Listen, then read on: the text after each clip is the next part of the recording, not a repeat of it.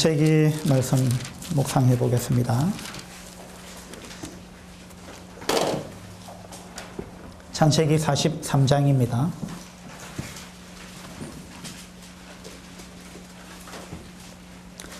43장 1절부터 7절까지 봉독하겠습니다. 그 땅에 기근이 심하고 그들이 애굽에서 가져온 곡식을 다 먹으매 그 아버지가 그들에게 이르되 다시 가서 우리를 위하여 양식을 조금 사오라. 유다가 아버지에게 말하여 이르되 그 사람이 우리에게 엄히 경고하여 이르되 너희 아우가 너희와 함께 오지 아니하면 너희가 내 얼굴을 보지 못하리라 하였으니 아버지께서 우리 아우를 우리와 함께 보내시면 우리가 내려가서 아버지를 위하여 양식을 사려니와 아버지께서 만일 그를 보내지 아니하시면 우리는 내려가지 아니하리니 그 사람이 우리에게 말하기를 너희의 아우가 너희와 함께 오지 아니하면 너희가 내 얼굴을 보지 못하리라 하였음이니이다. 이스라엘이 이르되 너희가 어찌하여 너희에게 또 다른 아우가 있다고 그 사람에게 말하여 나를 괴롭게 하였느냐. 그들이 이르되 그 사람이 우리와 우리의 친족에 대하여 자세히 질문하여 이르기를 너희 아버지가 아직 살아계시느냐 너희에게 아우가 있느냐 하기로 그 묻는 말에 따라 그에게 대답한 것이니 그가 너희의 아우를 데리고 내려오라 할 줄을 우리가 어찌 알았으리이까. 창세기 이제 43장까지 왔습니다. 많이 왔습니다. 그죠? 이 창세기 43장은 창세기 42장하고 상당히 좀 대조가 되는 그러한 장입니다. 창세기 42장도 그 야곱의 아들들이 애굽으로 내려가는 그러한 장면을 담고 있고 창세기 43장도 그렇습니다. 두 장이 다 이제 야곱의 아들들이 애굽으로 내려가는 장면인데 내용은 이제 좀 대조를 이루고 있습니다. 창세기 42장을 보시면 그때의 야곱이 42장 1절에 그때의 야곱이 애굽에 곡식이 있음을 보고 아들들에게 이르되 너희는 어찌하여 서로 바라보고만 있느냐. 42장에서도 이제 야곱은 자기 아들들 보고 애굽에 양식이 있다는데 왜 좀 사오지 않느냐 이렇게 앉아만 있느냐 그렇게 이야기했습니다. 그렇게 해서 이제 애굽에 가서 양식을 사왔습니다. 그 양식을 이제 다 먹고 또 이제 굶주릴 판이 됐어요. 그래서 43장에 가보면은 야곱이 다시 이야기합니다. 너희들이 애굽에 가서 양식을 좀 더 사와라. 그렇게 이야기합니다. 42장에서도 야곱의 아들들이 이제 애굽에 내려가지 않고 망설이고 있었습니다. 왜 망설였습니까? 그때는 야곱의 아들들이 이제 캥기는 게 있었죠.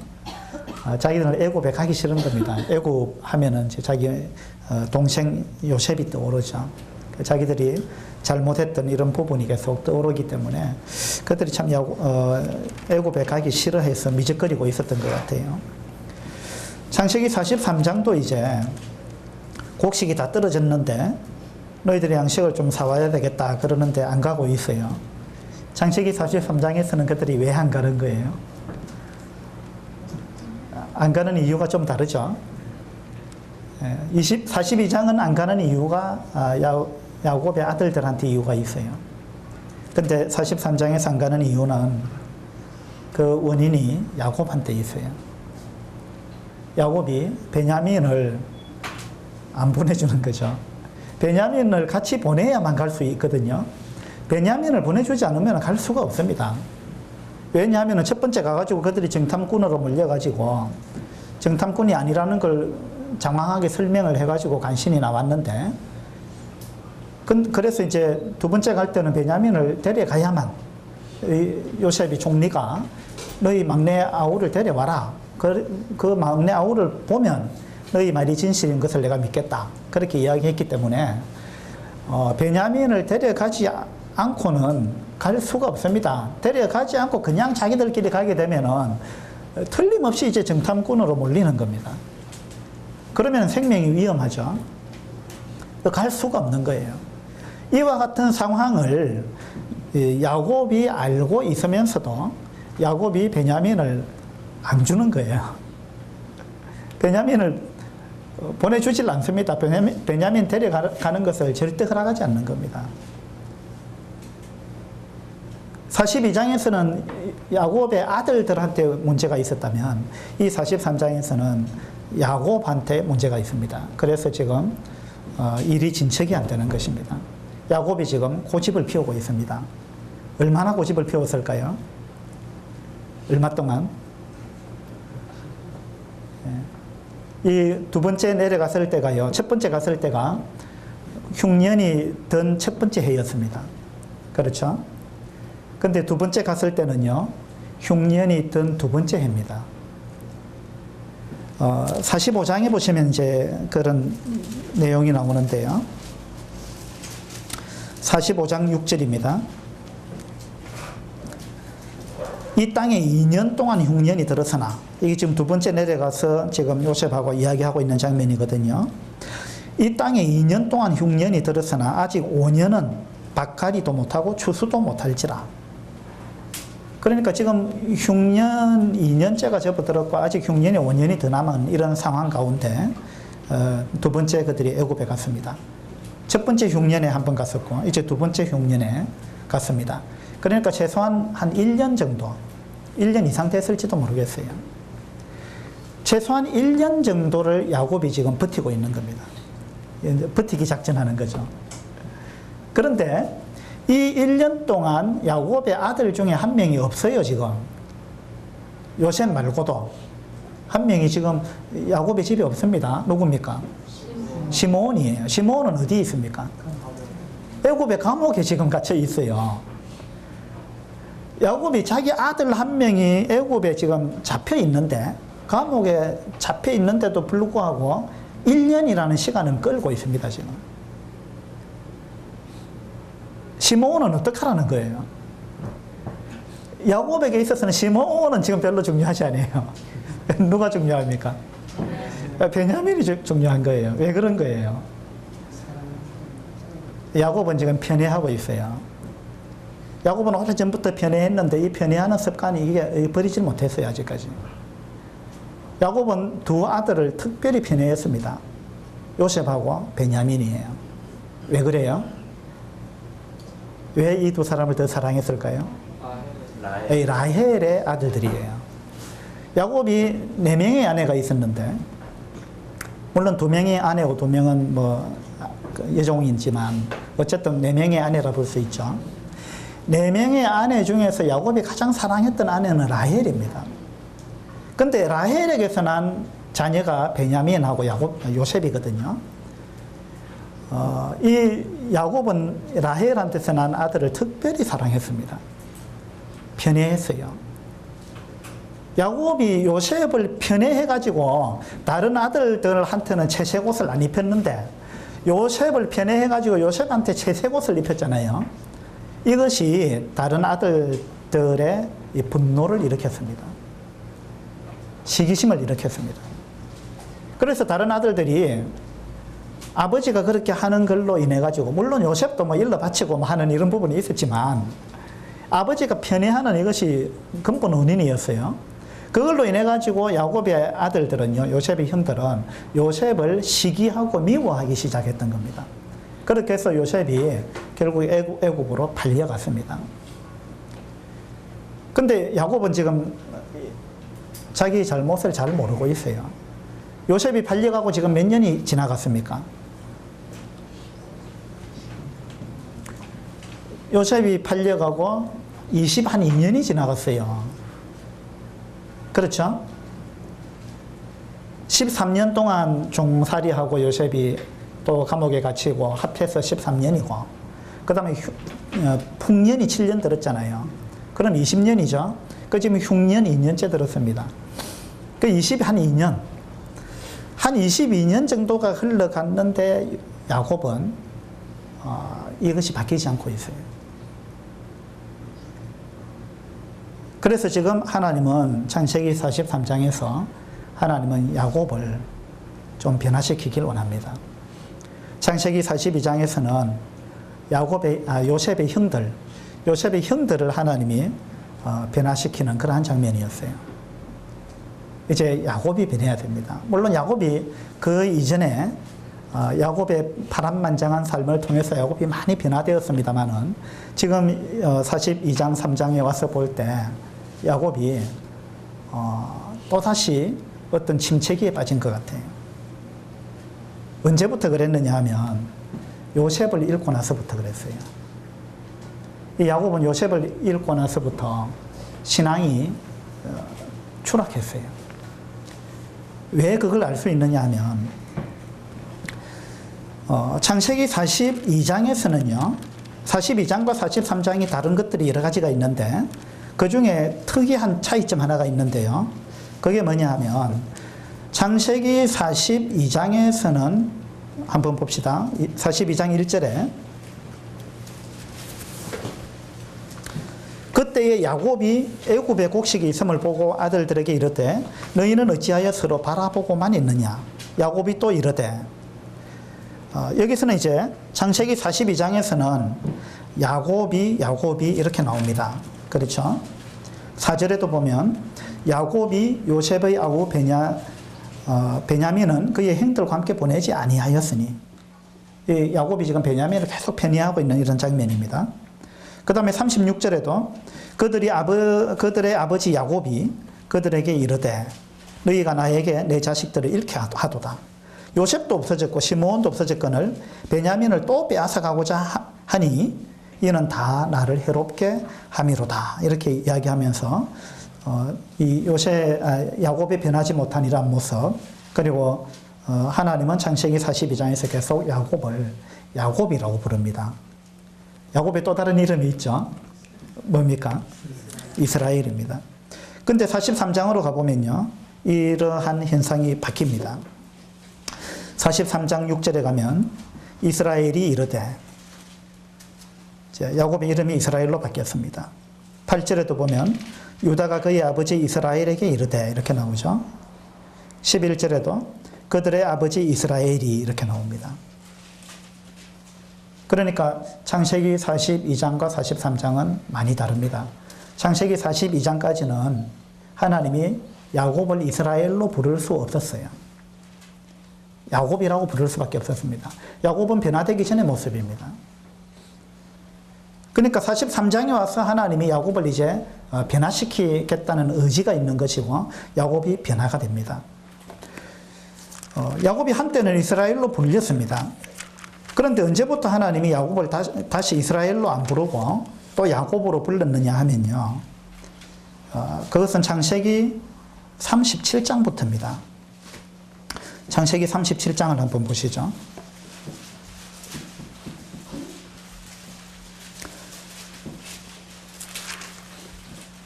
창세기 37장은 어떤 내용입니까?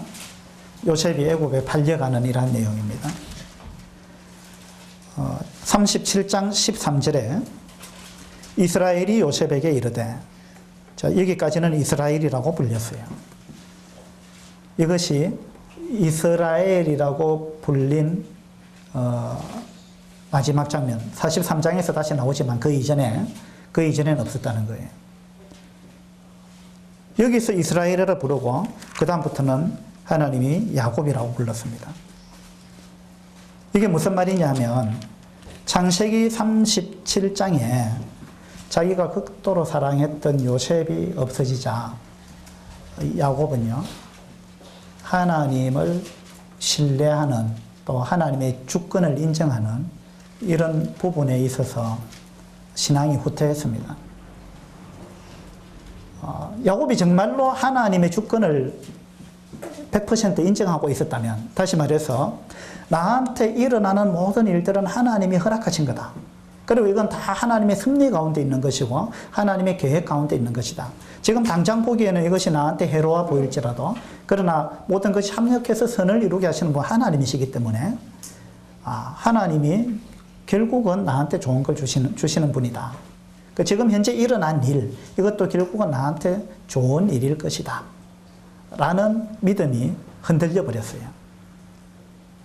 요셉이 없어졌잖아요. 요셉이 없어지니까 야곱이 흔들렸습니다. 하나님이 어떻게 이런 일을 나한테 주십니까? 그러면서 야곱은 아마 많이 후회했을 거예요. 내가 왜 요셉을 거기에 보냈던가? 요셉을 보낼 때까지만 해도 야곱은 아마 하나님을 많이 신뢰했던 것 같아요. 그 상당히 어려운 그런 지역인데, 세겜, 그 위험한 지역이잖아요. 거기서 학살이 일어났던 그런 지역인데, 그 곳으로 보내면서도 요셉 혼자 보냈어요. 그거 뭐냐면은 하나님이 내 아들을 돌봐주실 거다. 이런 믿음이 있었다는 이야기예요. 아무리 어려운 상황이라 할지라도 하나님이 지키신다. 하나님이 보호하신다. 라는 어떤 믿음이 있었는데 막상 요셉이 없어져 버렸잖아요. 요셉이 죽었다고 지금 생각하죠. 그러니까 야, 이제는 베냐민은 내가 지킬 수밖에 없다. 어쩌면 야곱은 이런 생각을 가졌는지 모릅니다. 그러니까 모든 주권은 하나님한테 있는데 야곱은 이제 자기 스스로 주권을 가지기 시작했습니다. 베냐민 내가 지켜야 된다. 절대 베냐민 이제 보내줄 수 없다. 이런 생각을 야곱이 아마 가지기 시작한 것 같아요. 이것을 하나님은 깨뜨리길 원하셨습니다. 그래서 이제 창세기 43장에 오면은 43장에 이런 상황을 하나님이 만들어가는 거죠. 지금 야곱으로 하여금 어찌할 수 없는 상황으로 하나님이 몰아갑니다. 지금 베냐민을 보내지 않으면 온 가족이 굶어 죽을 상황이 됐습니다. 하나님이 이제 야곱을 완전히 코너로 몰았습니다. 네가 이 베냐민을 내려놔야 된다. 네가 지금 베냐민을 딱 붙들고 있는데 이걸 내려놓지 않고는 네가 신앙 성장이 없다. 네가 베냐민을 내려놔야 된다. 야곱은 지금 그 상황으로 몰아간 거예요. 야곱은 지금 버티고 있는 거예요. 창세기 42장에서 하나님은 이미 그걸 요구하신 겁니다. 42장에서 네가 베냐민을 내려놔라. 그리고 네가 편애해서는 안 된다. 그 못된 습관들 버려라. 그리고 모든 주권은 나한테 있다. 그리고 나를 의지해라. 그런 것을 창세기 42장에서부터 하나님은 보여주고 있는데 야곱은 지금 이걸 내려놓지 못합니다. 다른 건 다 내려놓을 수 있어도 이것만큼은 안 된다. 야곱에게 있어서 딱 한 가지 포기할 수 없는 거, 절대 내려놓을 수 없는 거, 양보할 수 없는 거, 그건 베냐민입니다. 요셉을 잃어버렸거든요. 이제 베냐민만 남았어요. 그리고 시므온은 잃어버려도 돼. 지금 야곱의 마음에 다른 형들은, 요셉의 다른 형들은 어떻게 돼도 뭐 크게 중요하지 않은 것 같아요. 근데 베냐민만큼은 안 된다. 이 야곱이 지금 그런 생각을 갖고 있습니다. 그러니까 하나님이 이걸 깨뜨리기를 원하셨어요. 여러분은 어떠세요? 여러분은 하나님 앞에 모든 걸 맡기셨습니까? 내가 하나님 앞에 이것도 맡기고 저것도 맡겼는데 그렇지만 이것만큼은 안 됩니다. 이것만큼은 내가 붙들고 있어야 됩니다. 이런 것들이 여러분한테도 있을 수 있어요. 하나님은 우리의 모든 것을, 나의 전생애를, 모든 것을 하나님께 맡기길 원하시는 겁니다. 하나님을 100% 신뢰하기를 원하시고 하나님께 내 인생을 송두리째 맡기길 원합니다. 이 야곱이 지금 이 부분이 안 되고 있는 거죠. 그래서 이제 완전히 내놓을 수밖에 없는 상황까지 몰아갔습니다. 그럴 수밖에 없죠. 안 내놓으면 다 죽는 거예요. 그래서 야곱이 1년 이상을 이것 가지고 실험했습니다. 하나님하고 실험하는 거예요. 예. 그 야복 강가에서만 실험한 게 아니고 지금 이 야곱이 창세기 42장에서 43장까지 이 기간 동안 야곱이 한 1년 이상을 계속 버티면서 고집을 피우면서 이 고집 내려놓지 않습니다. 이 야곱의 고집이 꺾여야 돼요. 우리도요, 생각보다 고집이 세요. 뭐 최고집, 최씨고집이 세다 이러던데 최씨만 고집 센 게 아니에요. 강씨도 고집이 세다 하대. 강고집. 강고집 말도 근데 이씨도 고집이 있어요.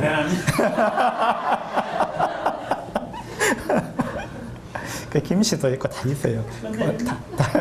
다 고집이 있는 거예요, 다. 이 고집을 버리지 못하기 때문에, 야곱이 고집을 버리지 못하기 때문에 지금 야곱의 전 가족들이 어려움을 당하고 있어요. 야곱 때문에. 그래가지고 어쨌든 하나님이 완전히 코너로 몰았는데 야곱이 어찌할 수 없는 상황까지 왔습니다. 그죠? 6절에 보시면 이스라엘이 이르되 너희가 어찌하여 너희에게 또 다른 아우가 있다고 그 사람에게 말하여 나를 괴롭게 하였느냐? 왜 또 다른 아우가 있다고 말해가지고 이렇게 어렵게 만들었느냐? 아직까지 변화가 안 됐어요. 그죠? 그러니까 이제 야곱의 아들들이 뭐라 했습니까? 그 사람이, 그 총리가 이것저것 묻길래 우리 대답 안 할 수밖에 없었고, 그리고 우리가 이 첩자가 아니라는 걸 증명하기 위해서 그렇게 이야기할 수밖에 없었다. 근데 우리가 그렇게 이야기할 때 그 사람이 너 아우 데려오라고 할 줄 우리가 어떻게 알았겠느냐? 맞잖아요. 어떻게 알았겠어요? 너희가 어찌하여 이랬는데, 이스라엘은 너희가 어찌하여 이랬는데 7절 끝에 보면은 우리가 어찌 알았으리까? 우리가 어찌? 그러니까 이거는 인간의 어떤 생각과 뭐 이런 걸로 안 된다는 겁니다. 하나님이 이렇게 하신 거예요. 야곱이 이걸 깨달아야 되죠. 하나님이 지금 왜 우리 상황이 이렇게 됐는가? 왜 이렇게 흉년이 왔는가? 왜 이렇게 우리가 굶어 죽을 상황까지 왔는가? 그리고 왜 이렇게 첩자로 몰려갖고 시므온이 잡혀있고 이렇게 상황을 어렵게 만들었는가? 여기 하나님의 뜻이 있다는 겁니다. 근데 야곱은 이걸 자꾸만 너희들이 잘못해서 그렇다. 너희가 어찌하여 다른 또 아우가 있다고 쓸데없는 그 말을 해가지고 이렇게 이야기하는 거죠. 이건 그런 게 아니죠. 하나님이 이렇게 하신 겁니다. 하나님이 이렇게 섭리하신 거예요. 이 부분에 있어 야곱의 이제 마음이 깨져야 됩니다. 이제 유다가 났습니다. 8절에 보면요. 유다가 그의 아버지 이스라엘에게 이르되 저 아이를 나와 함께 보내시면 우리가 곧 가리니 그러면 우리와 아버지와 우리 어린 아이들이 다 살고 죽지 아니하리이다. 유다가 드디어 나서가지고 아버지가 고집을 지금 내려놔야 됩니다. 베냐민을 보내줘야 됩니다. 그게 우리가 다 사는 길입니다. 그렇게 이야기해요. 42장에서는 누가 나섰습니까? 유다가 아니고 르우벤이 나섰죠. 르우벤이 나서가지고 아버지 베냐민 보내줘야 우리 갑니다. 그리고 만약에 베냐민한테 무슨 일이 생기면 내 아들을 아버지 죽이소서 이렇게 이야기했어요. 근데 이거는 뭐 르우벤이 지금 지나친 거예요. 르우벤이 자기 아들을 죽이라 그랬는데 이거는 야곱한테 전혀 도움이 안 되는 말입니다. 누가 손자를 죽이겠어요? 그렇게 해서 누가 마음이 편하겠어요? 안 그래요?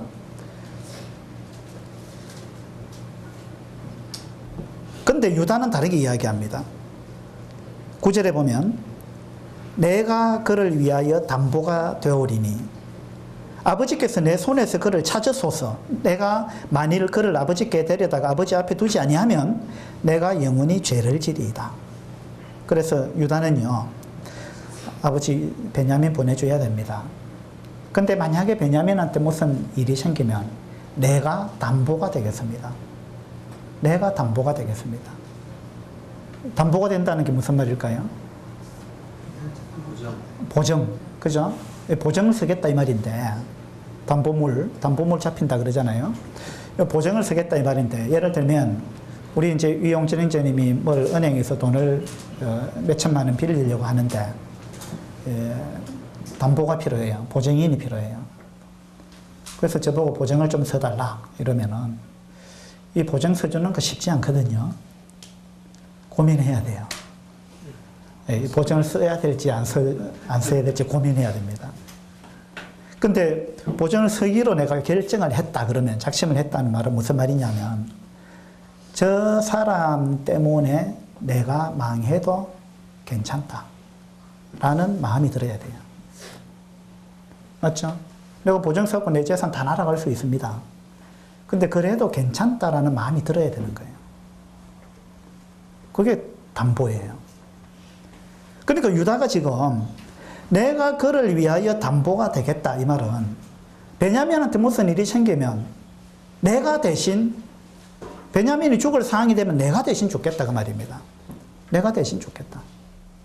이 르우벤이 이야기했던 건 좀 다르죠. 르우벤은 자기 아들들 죽이라 이랬는데 유다는 내가 대신 죽겠다.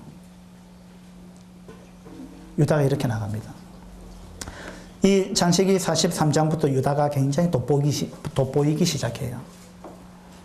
유다가 결심한 겁니다. 유다가요, 내가 희생하지 않고는 이 문제가 해결이 안 되겠다. 다 미적미적하고 있거든요. 다 눈치 보고 있어요. 유다가 이제 결심하죠. 야, 이건 누군가가 희생하지 않고는 이 문제가 해결이 안 되는구나. 내가 희생해야 되겠다. 라는 생각을 유다가 합니다. 이 참 주님을 닮은 모습이죠. 이 창세기에는 주님을 닮은 사람들이 여러 명 등장하는데 요셉도 주님을 예표하는 인물입니다. 여기 유다도 그런 것입니다. 내가 대신 죽겠다. 유다가 이와 같은 결심을 하고 유다가 자기를 내려놨습니다. 자기를 희생하기로 마음먹었습니다. 유다의 이런 말을 딱 들으면서 야곱의 마음이 흔들립니다. 이제 야곱이, 유다가 자기 아들이 이렇게 이야기하는데 야곱은 더 이상 고집 피울 상황이 안 되는 거죠. 10절에 보면 우리가 지체하지 아니하였더라면 벌써 2번 갔다 왔으리이다. 그러니까 지금 유다가 은근히 자기 아버지한테 우리 아버지가 계속 지체하고 있잖아요. 왜 일이 이렇게 안 풀립니까? 아버지가 지체하고 있습니다. 아버지가 고집을 안 내려놓기 때문에 그렇습니다. 그러면서 유다가 내가 먼저 나를 희생하겠습니다. 이렇게 나오죠. 이걸로 인해서 이제 야곱이 드디어 변하기 시작합니다. 그래서 11절에 이제 야곱이 결심하죠. 그들의 아버지 이스라엘이 그들에게 이르되 그러할진대 이렇게 하라. 너희는 이 땅의 아름다운 소산을 그릇에 담아 가지고 내려가서 그 사람에게 예물로 드릴지니 곧 유향 조금과 꿀 조금과 향품과 모략과 유향나무 열매와 감 복숭아이니라. 너희 손에 갑절의 돈을 가지고 너희 자루 아귀의 도로 넣어져 있던 그 돈을 다시 가지고 가라. 혹 잘못이 있었을까 두렵도다. 내 아우도 데리고 떠나 다시 그 사람에게로 가라. 드디어 이제 야곱이 결심했습니다. 보내야 되겠구나. 내가 베냐민을 더 이상 붙들고 있어서는 안 되겠구나. 내가 이제 하나님께 맡겨야 되겠구나. 드디어 야곱의 신앙이 회복되기 시작합니다. 유다로 인해서.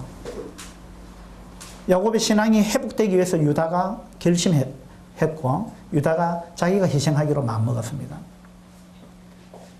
우리 가운데서도 누군가가 이와 같은 유다 같은 마음을 품을 수 있다면요, 또 그렇게 실행할 수 있다면 주변에 좋은 영향들을 미칠 거예요.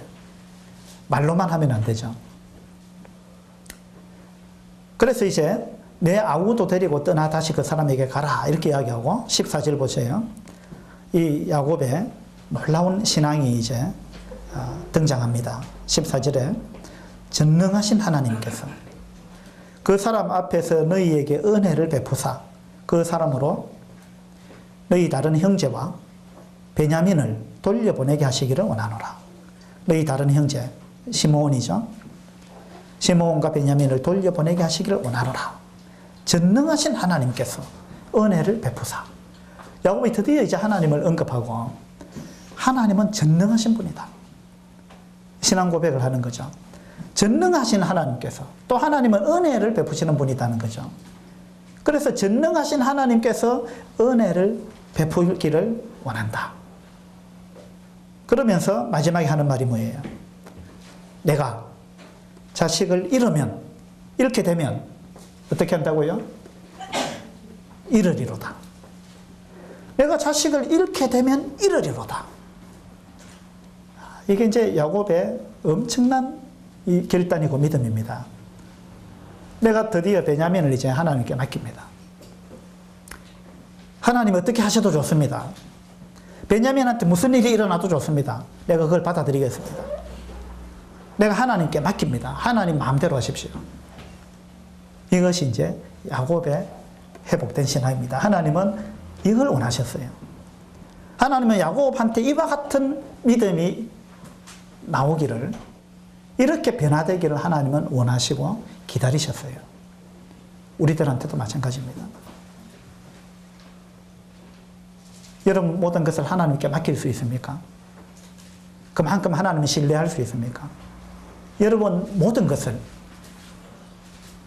여러분의 전 생애를, 여러분이 애지중지하는 어떤 것, 다른 거는 다 포기해도 이것은 포기할 수 없다고 생각하는 어떤 것, 그거 여러분 포기할 수 있습니까?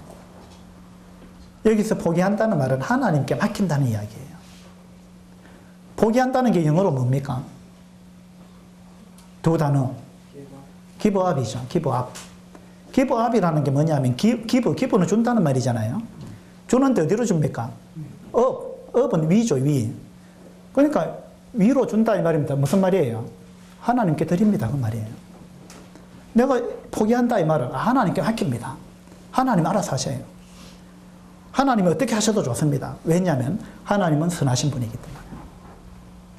하나님이 결코 나에게 나쁘게 하실 분이 아니라는 걸 믿는다는 거예요. 그래서 야곱이 드디어 베냐민을 이제 내려놨습니다. 이거 지고 있으면 괴로운 거예요. 여러분이 뭔가 꽉 움켜쥐고 있으면 괴롭습니다. 이거 놓지 않으려고 애를 쓰면 쓸수록 여러분의 인생은 꼬입니다. 힘들어요. 그러니까 이걸 이제 내려놓는 법을 배워야 됩니다. 하나님 이거 내가 내려놓겠습니다. 하나님 이거 꼭 이렇게 해주셔야 됩니다. 그게 아니에요. 하나님 알아서 하십시오. 하나님이 이렇게 하셔도 좋고 저렇게 하셔도 좋습니다. 베냐민을 다시 돌려 보내주시면 참 좋고, 안 보내주시더라도, 베냐민이 설령 죽더라도 그것도 하나님의 뜻이라면 내가 받아들이겠습니다. 하나님은 결국 옳게 하시는 분이기 때문에 네, 그거 인정합니다. 받아들이겠습니다. 이 창세기 33장에서 야곱의 이런 놀라운 신앙 고백이 나오는 것입니다. 하나님은 우리 모두에게 이걸 원하십니다. 하나님이 아브라함한테 요구했던 게 뭡니까? 이삭을 바치라 그랬잖아요. 아브라함에게 있어서 이삭, 이거 절대로 아브라함 놓을 수 없는 그런 거예요. 보세요. 백세에 낳은 단 하나밖에 없는 아들. 독자잖아요. 하나밖에 없는 아들. 둘이면은, 야곱은 지금 아들이 여러 명 있어요. 아브라함은 한 명밖에 없습니다. 하나밖에 없는 그 아들을 하나님이 내놔라 그랬어요. 아브라함은 야곱처럼 망설이지 않았어요. 그 아브라함이 이삭을 그러면 사랑 안 해서 그러냐? 아니죠. 사랑했습니다. 하나님이 말씀하셨죠. 네 사랑하는 독자 이삭을 번제물로 바쳐라. 하나님이 아브라함이 이삭을 사랑한다는 거 인정했어요. 네가 사랑하는 독자 이삭을. 하나님이 그렇게 말씀하셨잖아요. 아브라함이 이삭을 사랑했습니다. 사랑할 수밖에 없죠. 얼마나 기도하고 낳은 아들이에요. 그런데 그 사랑하는 이삭을 바치라 했을 때 아브라함은 그 다음날 아침에 일찍 일어나가지고 나무를 쪼개갖고, 그죠? 지체하지 않고 갔습니다. 3일 길을 가는데 흔들리지 않았습니다. 그 아브라함이 이삭을 바쳤잖아요. 이것이 믿음의 정수예요. 우리가 정말 이만큼 하나님을 신뢰하느냐는 거죠. 하나님께 나를 맡길 수 있느냐는 거예요. 아브라함은 그렇게 했습니다. 야곱도 그렇게 되길 원했어요. 이제 야곱이 드디어 시간을 끌다가 드디어 그 경지로 이제 들어가는 것입니다. 욥은 어때요? 욥은 아들이 몇 명이었습니까? 딸은 몇 명이었어요? 한 명.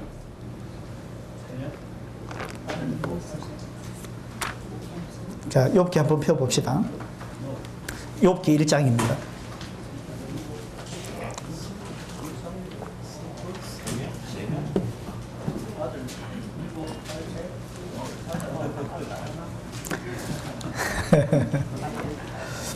욥기 1장 1절입니다.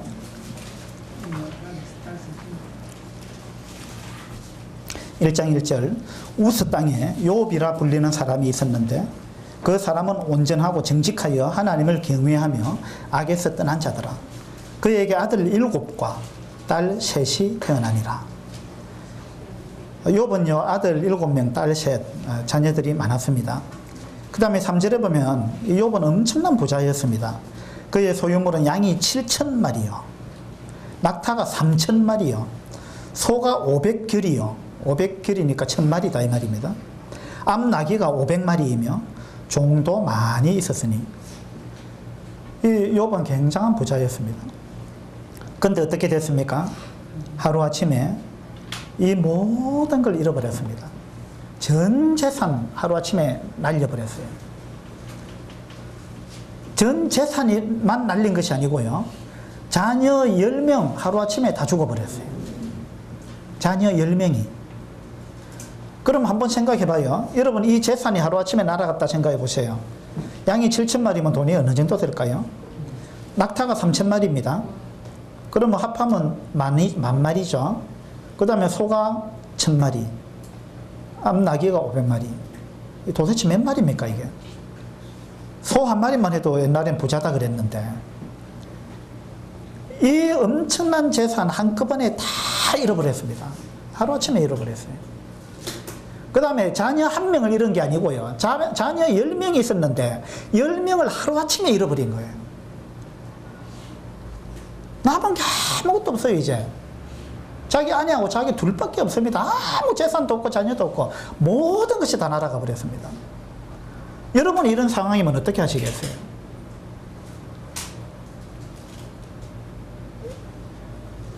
야곱은 요셉을 잃어버리고 나서 흔들렸습니다. 욥은요 10명의 자녀 잃어버리고 전 재산 날려버렸는데 욥은 전혀 흔들리지 않았습니다. 얼마나 놀라운 신앙인지 모릅니다. 하나님은 이걸 우리한테 요구합니다. 너무합니까?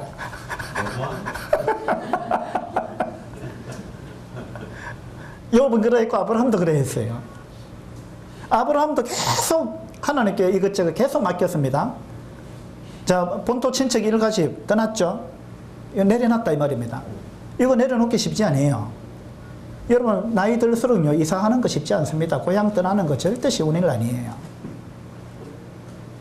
그러니까 다 정들었던 곳, 가까이 지냈던 사람들 다 이런 거 내려놓고 혼자 그 알지도 못하는 곳에 간다는 거, 이거 하나님을 신뢰하지 않고는 안 되는 겁니다.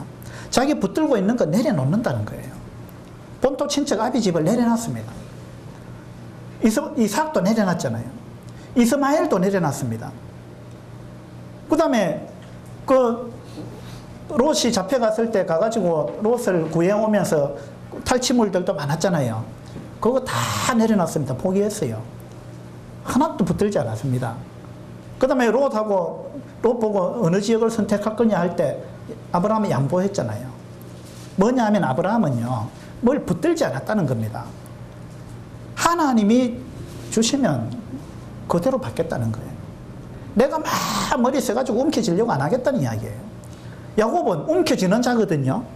야곱이라는 이름 자체가 움켜쥐는 자, 빼앗는 자 이런 의미잖아요.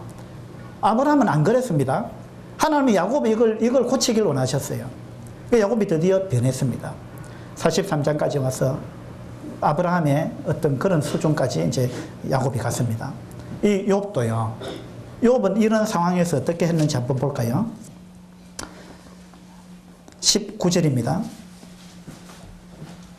1장 19절에 보면 거친 들에서 큰 바람이 와서 집 내 모퉁이를 치매 그 청년들 위에 무너짐으로 이 욥의 자녀들 위에 집이 무너졌다는 겁니다. 바람이 불어가지고.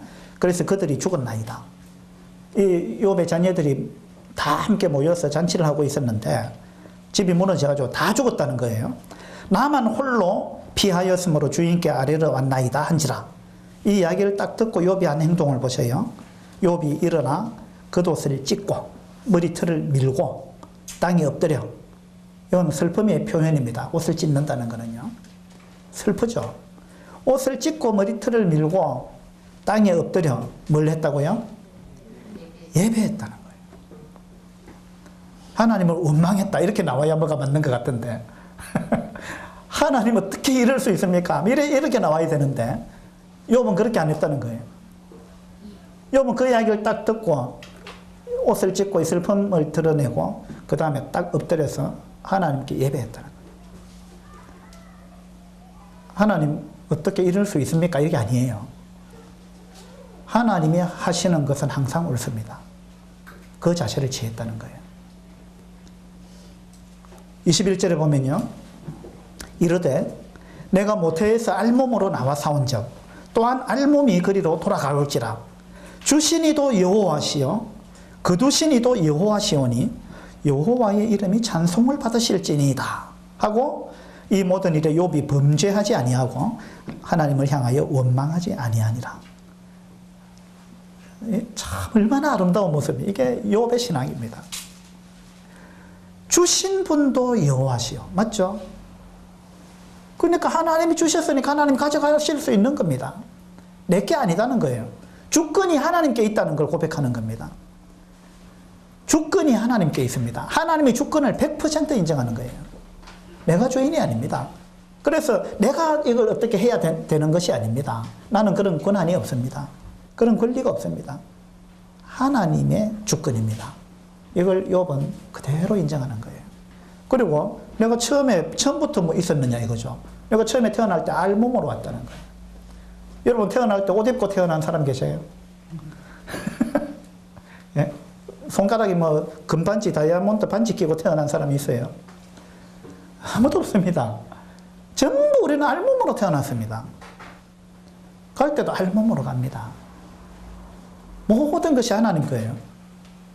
욥은 이걸 인정했습니다. 얼마나 놀라운 겁니까?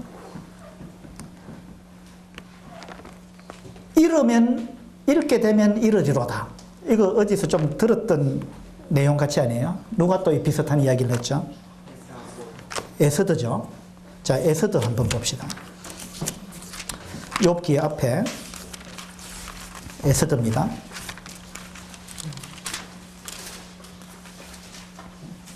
에스더 4장입니다. 4장.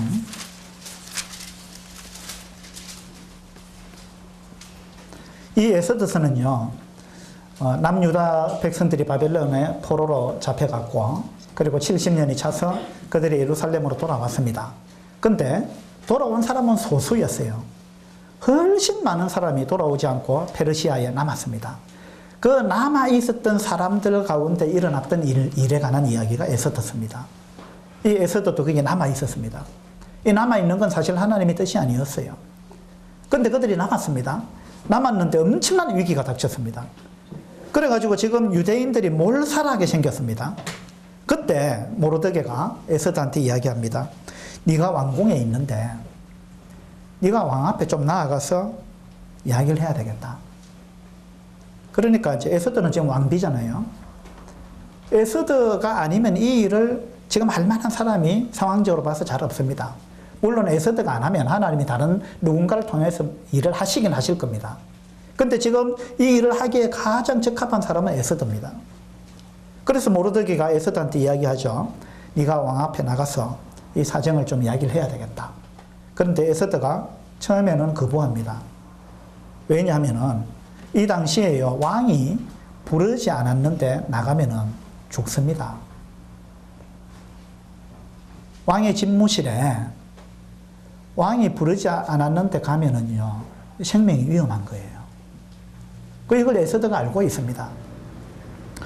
그래서 에스더가 그거는 위험하다. 내가 죽을지도 모른다.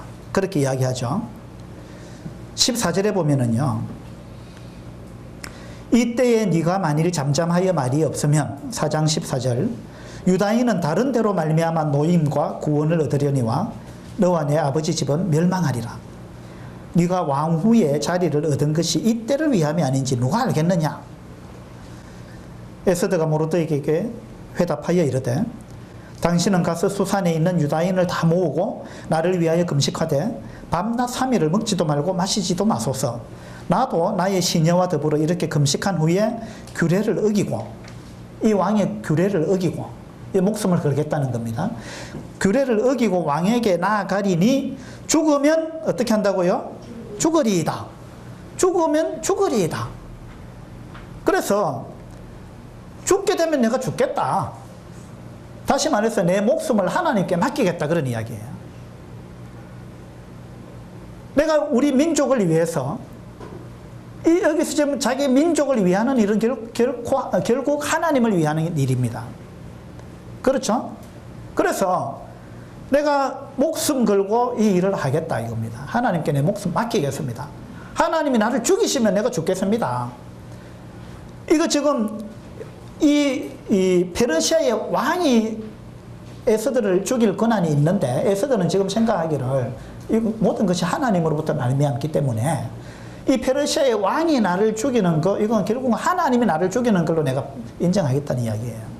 그래서 하나님이 내 목숨을 하나님께 맡길 테니까 하나님이 나를 죽이든 살리든 하나님 알아서 하십시오 라고 고백하는 겁니다. 이게 에스더의 믿음입니다. 성경에는요 이와 같은 놀라운 믿음을 갖고 있는 사람들이 여러 명 있습니다. 자, 아브라함이 그랬습니다. 또 누가 그랬어요? 욥이 그랬습니다. 에스더도 그렇습니다. 바울도 마찬가지예요.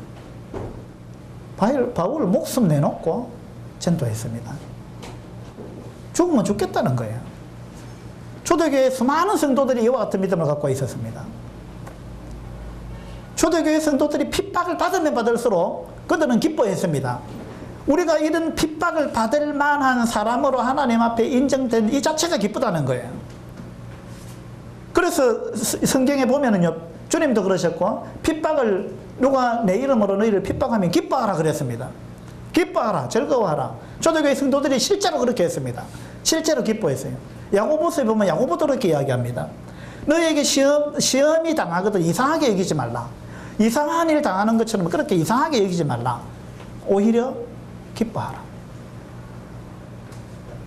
이게 신앙인과 그렇지 않은 사람의 차이입니다. 우리 그리스도인은 어떤 일을 당해도 기뻐할 수 있습니다. 왜 그런 거예요? 하나님이 계시기 때문에.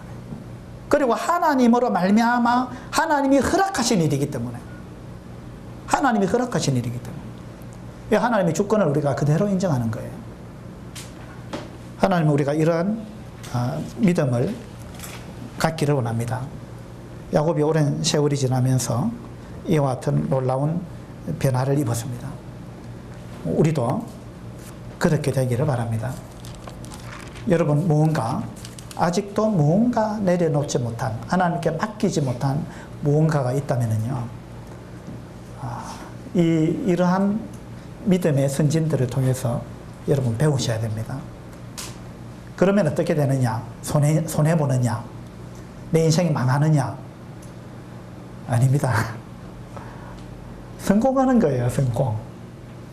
야곱이 베냐민을 내려놓으니까 일이 술술술술 풀리는 거예요.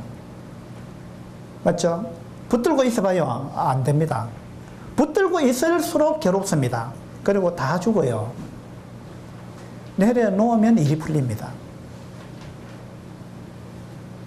여러분, 뭘 붙들고 있고 못 내려놓는 무언가 있는지 이야기해보라면 말하기 좀 어렵죠? 뭔가가 있죠? 여러분, 그거 한번 내려놓기로 하나님 앞에서 작심하시고 이 야곱처럼 그렇게 좀 결단하시게 되기를 바랍니다.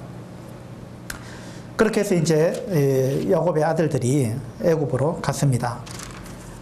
갔는데요. 이제 요셉이 자기 동생 베냐민을 보고 굉장히 기뻐하고, 그 다음에 자기 집으로 다 이제 초청해가지고 집에서 점심 식사를 같이 합니다. 놀라운 일이죠. 그 막강한 제국의 총리 집으로 그들이 인도를 받은 거예요. 초대를 받은 거예요. 거기서 총리와 함께 식사를 하는 겁니다. 놀라운 일입니다. 그죠?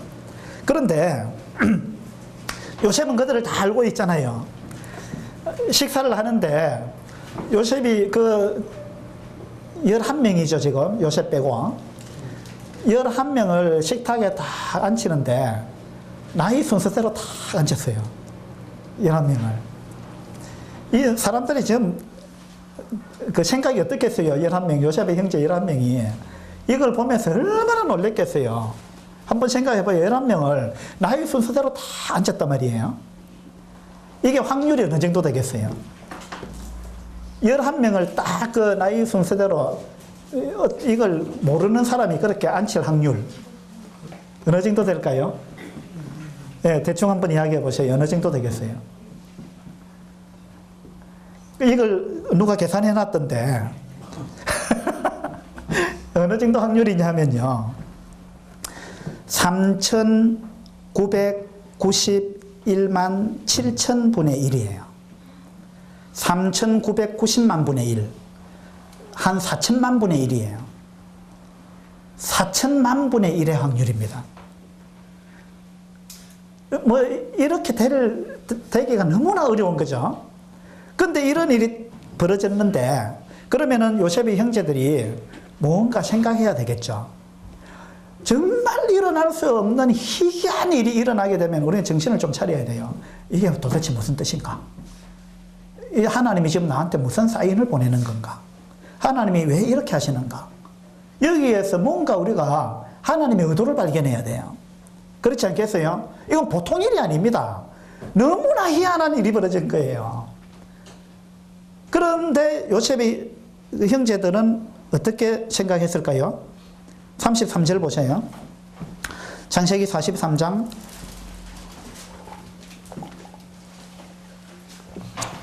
33절입니다.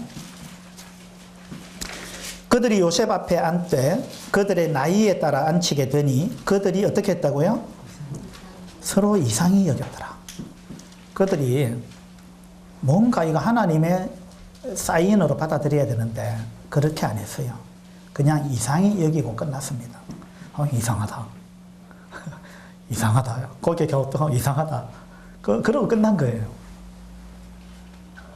여기서 뭔가를 발견해야 되는데 우리한테 뭔가 이상한 일이 벌어지면은요, 그 하나님의 음성이 있다는 걸 생각해야 됩니다.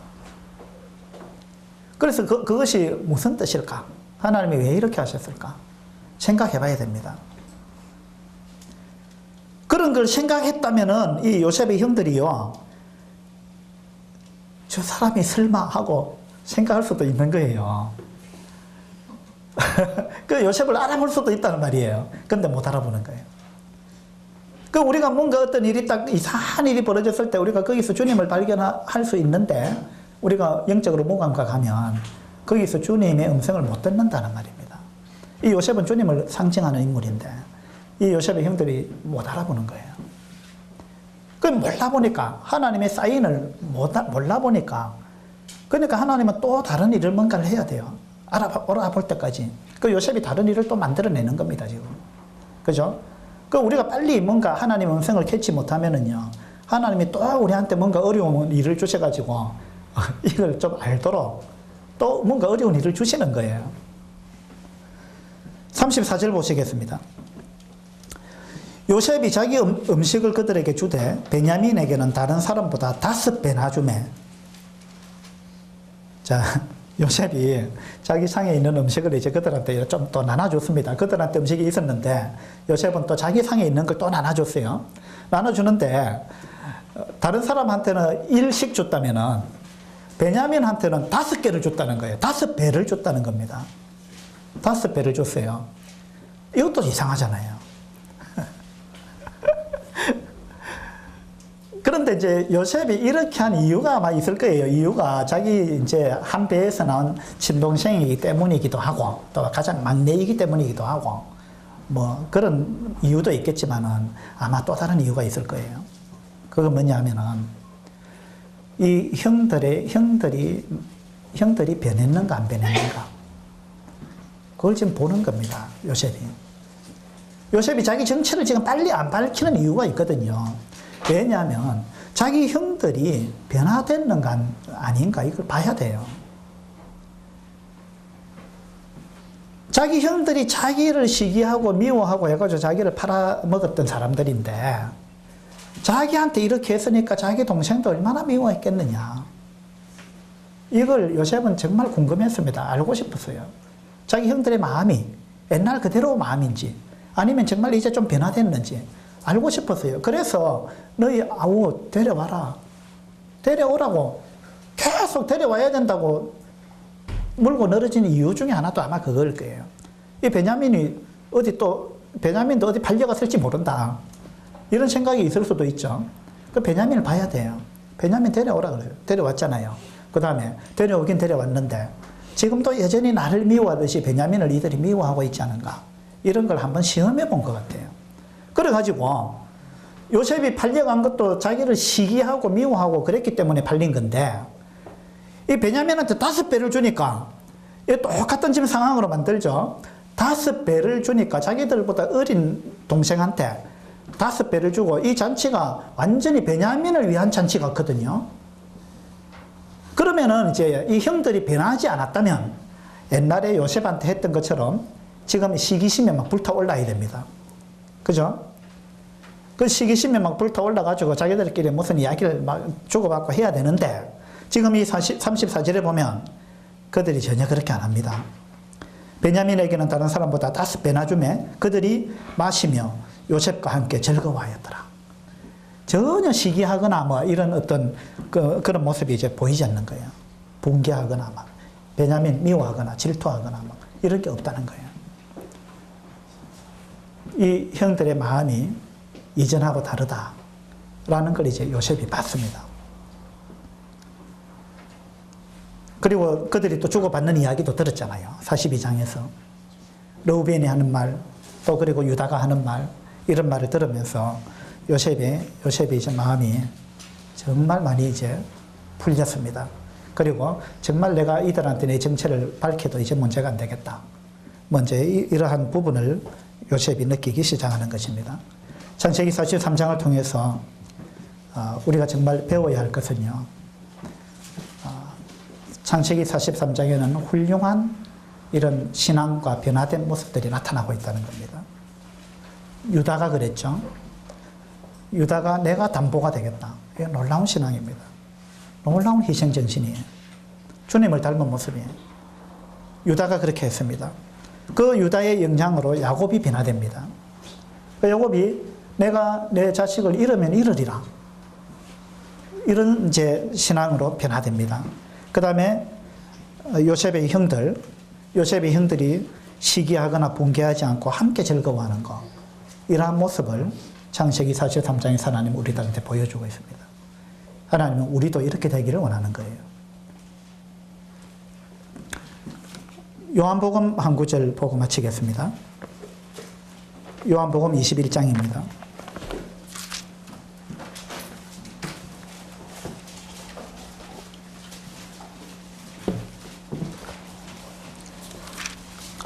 요한복음 21장은 베드로가 이제 주님을 3번이나 부인하고 나서 그 다음에 부활하신 주님이 찾아오신 이러한 장면입니다.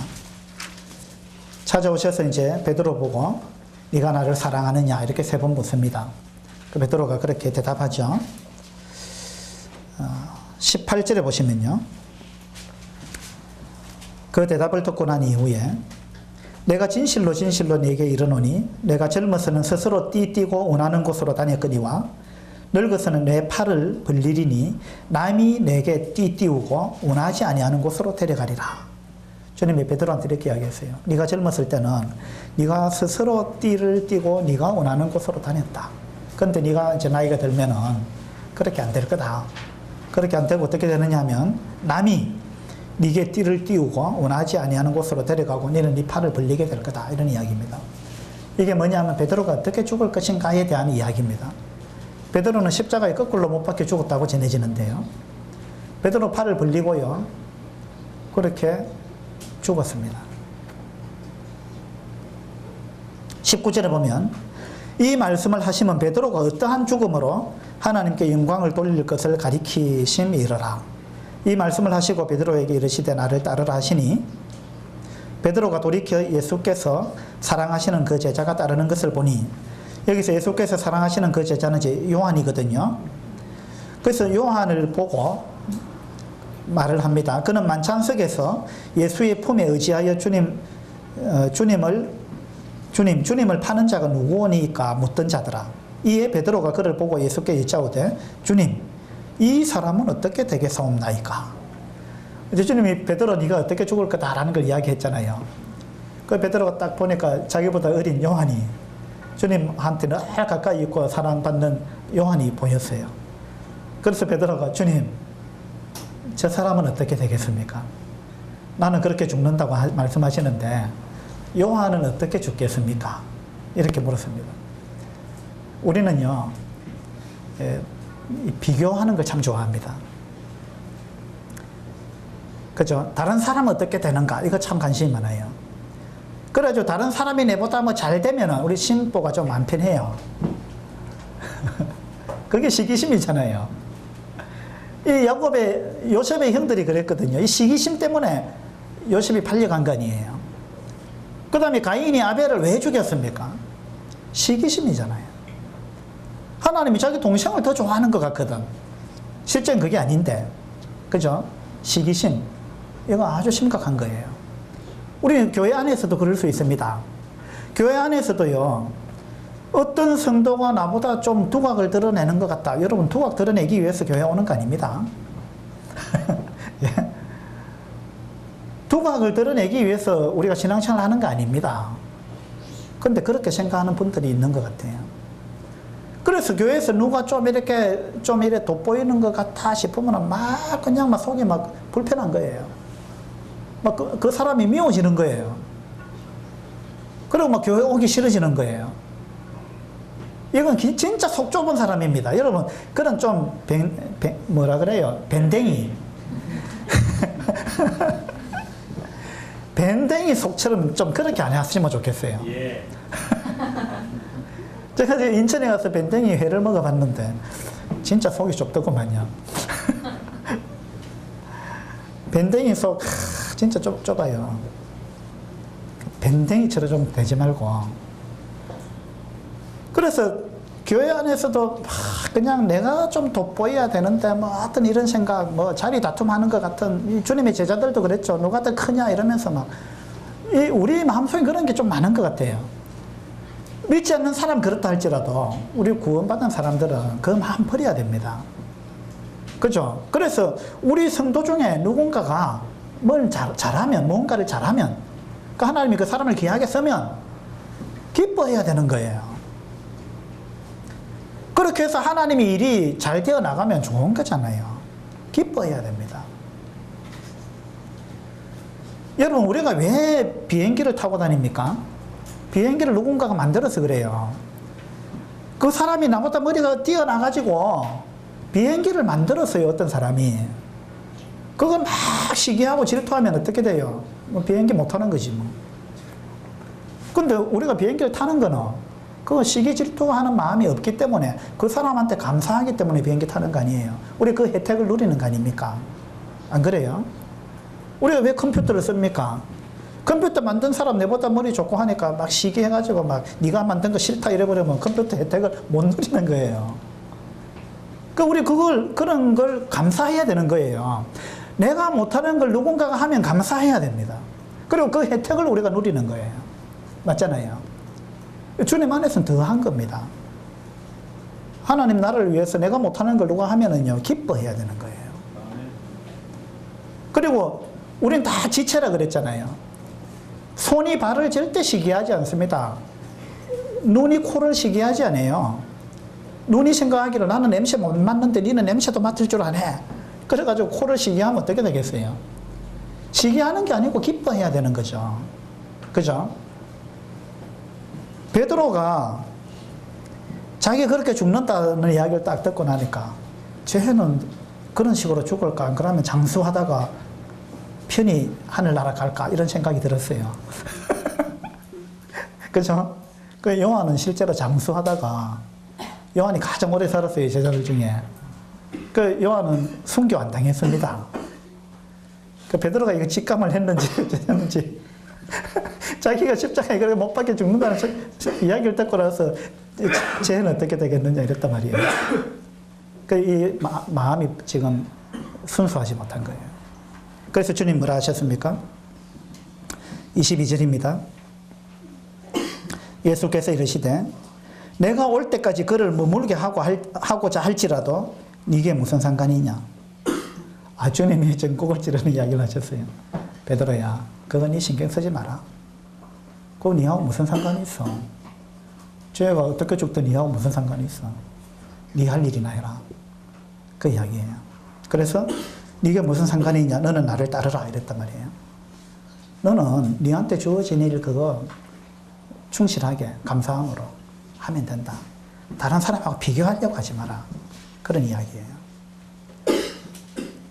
이 요셉의 형들이 시기하고 비교하고 질투하고 막 하던 그 습성에서 이제 창세기 43장에 와서 그것이 이제 깨어진 거기에서 벗어난 이러한 부분을 하나님은 우리들한테 보여주고 있습니다. 그래서 창세기 43장은 참 아름다운 장면들이 많습니다. 우리가 이러한 수준에 이르는 또 그래서 하나님을 기쁘게 하는 그런 성도님들이 다 되면 좋겠습니다. 기도합시다. 아버지 하나님, 저희들이 야곱이 결단한 것처럼 아직도 무언가 내려놓지 못하고 하나님께 맡기지 못한 것들이 있다면 하나님 앞에 그것을 돌려드리고 맡길 수 있는 그런 믿음을 가지기를 원합니다. 그렇게 될 수 있도록 도와주시옵소서. 또 저희들이 요셉의 형들이 시기심을 내려놓은 것처럼 우리도 그 시기심을 내려놓을 수 있도록 하나님 도우시기를 바랍니다. 아버지 하나님, 저희들도 유다처럼 자신을 먼저 희생할 줄 아는 그런 마음을 가질 수 있도록 도와주시기를 바랍니다. 귀한 교훈 주심을 감사드리며 예수님 이름으로 기도합니다. 아멘. 수고하셨습니다. 수고했습니다.